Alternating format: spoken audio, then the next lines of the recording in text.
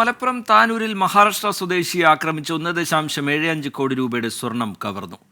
ജില്ലയിലെ ജ്വല്ലറികളിലേക്ക് വിതരണം ചെയ്യാനെത്തിച്ച സ്വർണമാണ് കവർന്നത്.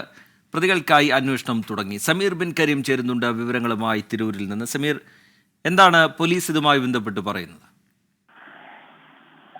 റീജിത്ത്, ഇതുമായി ബന്ധപ്പെട്ട് പോലീസ് നൽകുന്ന വിശദീകരണം ഇങ്ങനെയാണ്.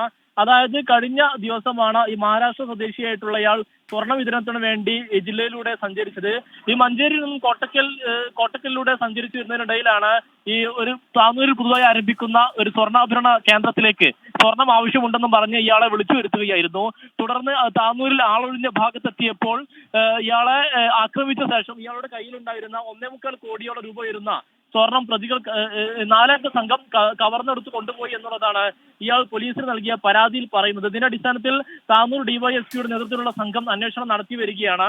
പ്രതികളെ ഉടൻ തന്നെ പിടികൂടുമെന്നുള്ളതാണ് പോലീസ് നൽകുന്ന വിശദീകരണം. 2 കിലോ സ്വർണവും 43 ഗ്രാം തങ്കവുമാണ് ഇയാളിൽ നിന്നും കവർന്നതായി പരാതിയുള്ളത്. ശരി, സമീർ ബിൻ കരീം തിരൂരിൽ നിന്ന് വിവരങ്ങൾ നൽകുകയായിരുന്നു.